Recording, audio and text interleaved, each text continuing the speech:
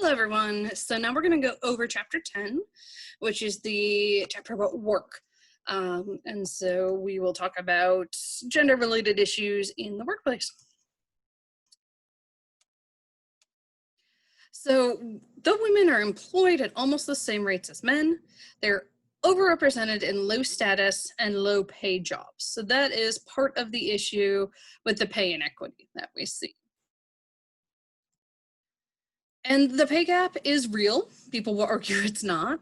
But it is, and research consistently shows it. So in 2016, women working full-time in the US earned about 80% of what men earned, but that is very distinct if you look at different individuals. So you can look at it as, and also different metrics. So you can look at it as a percentage of male earnings in the same group, or you can look at it as a percentage of white male earnings.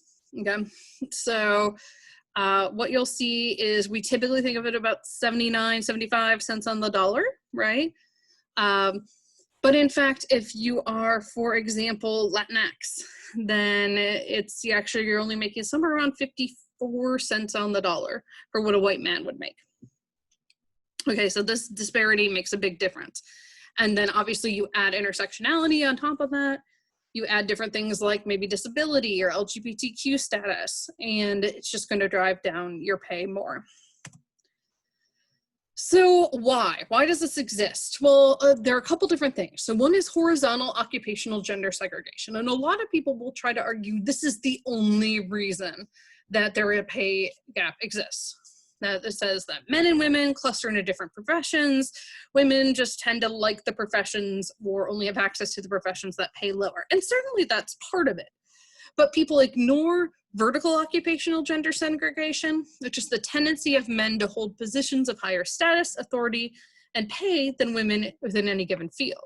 So for example, at Virginia Wesleyan, if I think about our administration, all of our vice presidents currently are white men. When jobs require similar levels of education, those fields where males tend to dominate tend to be higher paid. So for example, software engineers and teachers require the same amount of education, but software engineers are paid far more. Janitors tend to be paid more than maids, for example. The higher the number of women in a profession, the lower the salary of that profession. And this actually happened to psychology. So this is weird trivia about my family. Only 2 members of my family have ever gotten a PhD, and we've both gotten it in clinical psychology, which I didn't even know that my dad had a cousin who had a PhD in clinical psychology when I went for mine. So just sort of weird, random, or maybe it's genetics, you can decide. But when he was in grad school in the 60s and 70s, his class was 9 men and 1 woman. When I started grad school in the 2000s, my class was 9 women and 2 men. So you can see how things have changed. And unfortunately, as more women have become involved in the field of psychology, that means that our pay rate has gone down. And again, feminization of the profession is the idea is that more women get involved in a field, it tends to be valued less and therefore get less money. Comparable worth is the idea that jobs requiring the same education and skill and giving similar value should pay the same wage. That makes sense, right?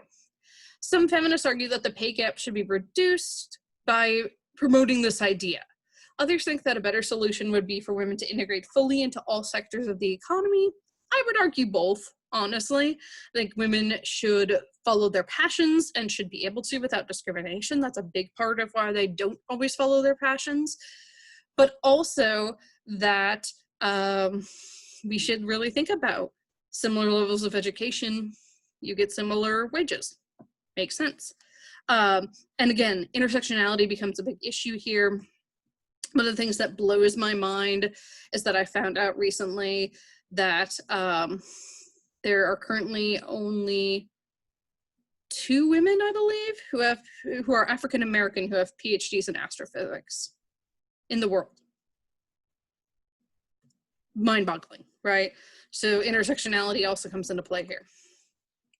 So salary negotiation, women are in a double bind here because women tend to negotiate less than men. That has financial costs because your starting salary is going to be what all your raises are based on from there on out. So that's really important that a lot of women don't realize. But when women do negotiate, they are evaluated more negatively. And so that can be sort of a bad foot to start off on a new job, or can even cause you to lose the job. There's also what's called the motherhood wage penalty, which is the tendency for heterosexual mothers to earn less than non-mothers do. Employers discriminate against mothers. They'll often try to like get at whether a woman's going to have kids soon when they interview her. Or just assume she is and maybe not hire her because of that. The care work expected of mothers can limit their involvement at work. And they may switch to part-time or take time away from the workforce when their kids are young. In contrast, fathers, especially white men, out-earn non-fathers. So we see that vertical occupation gender segregation varies by race. So this is the level you are at in your company, all the way from entry level, all the way up to the C-suite, which is like CEO, CFO, things along those lines, right? And so you'll see the percentages here that once we look at something like, you know, let's say we look at entry level between white men, white women, pretty comparable, 36 to 31%, right? But once you get up to the C-suite, we have 67% of the people in those CFO, CEO positions are men, only 18% are white women. Only 12% are men of color, only 3% are women of color. So again, here we see where that becomes really difficult for women to move up the ladder for a lot of different reasons. And here are some of them. So the glass ceiling is probably the one you're most familiar with. This is the idea that there's an invisible barrier that keeps women from rising to the highest levels of leadership.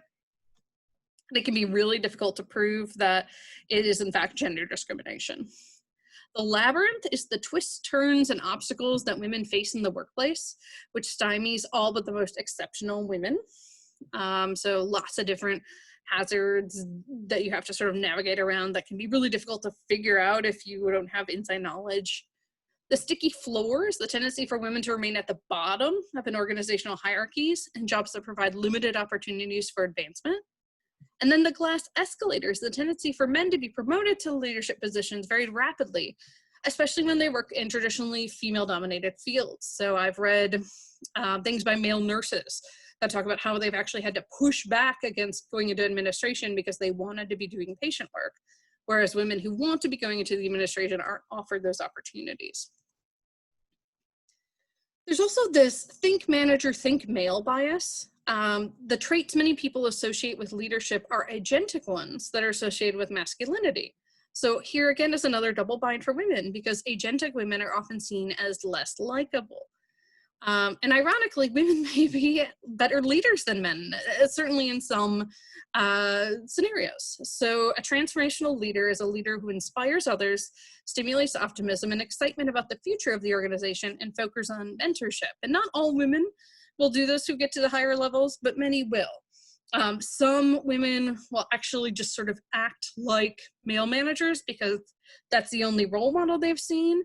And unfortunately, that might mean they are not supportive of women who are coming up after them. Now, networking is a process through which you interact with those in or connected to social networks to make contacts that can help further your career. And these often occur in informal settings, and these can be unfriendly towards women. So something like a men's sporting event, not so much as if it's held at a strip club, for example, right? Really problematic. And many occur after hours when women might be engaged in childcare or other household responsibilities. A mentor is a person with more experience who can help guide a person with less experience. A sponsor is someone who advocates for that person in order to help that individual get a job or promotion. And then amplification is when one woman repeats what another woman said and gives credit to the original speaker. And something really interesting about this is even within the Obama administration, which I think most of us think of as pretty darn liberal, right? The women on his staff had to do this for each other, because what typically happens if you don't engage in amplification is that a woman will say something, it gets sort of okay or ignored, and then a man will say the same thing a few minutes later, and then he gets credit for it.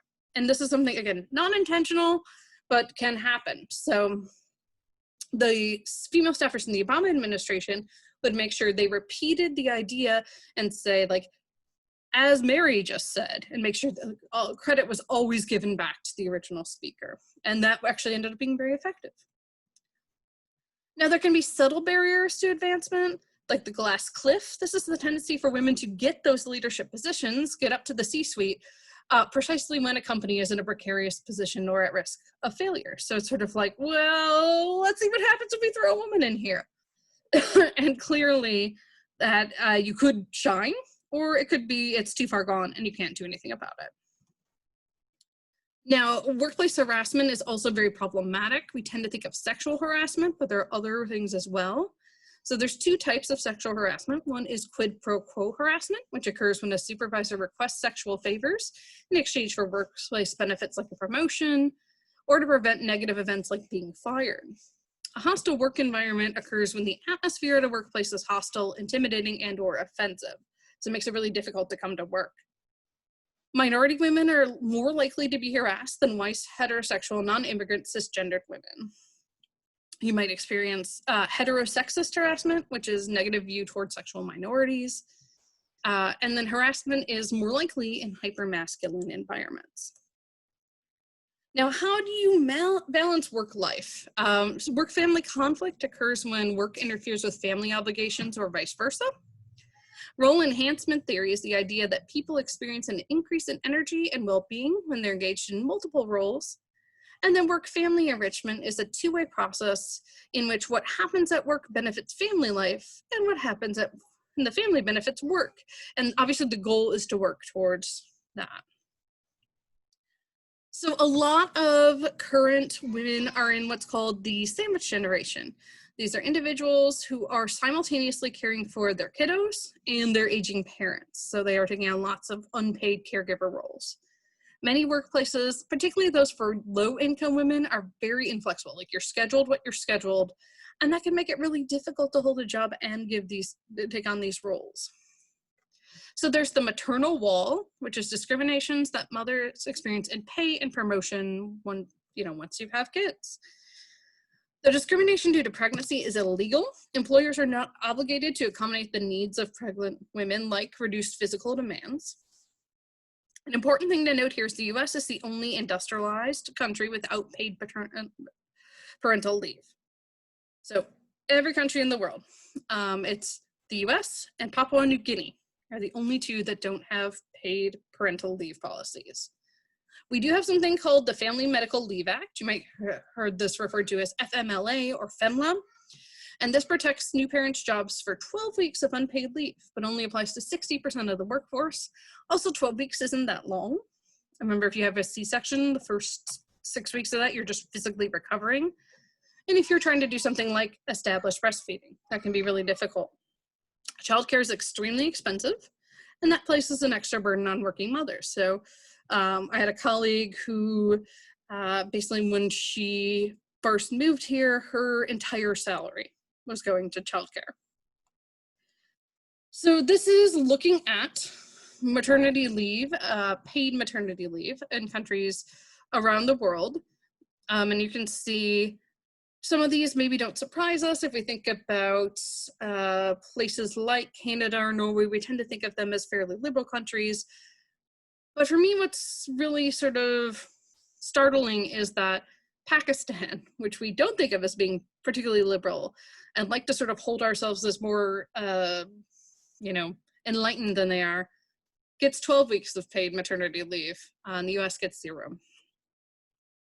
So this is a different way of looking at the same data, and you can see all the way down to the US having 0 paid weeks of maternity leave. Some of these countries, like Sweden, for example, also give paid paternity leave for the dad. So we got a long way to go here. All right, so hopefully that's helpful in illuminating some of these concepts for you, and I will see you in the next module.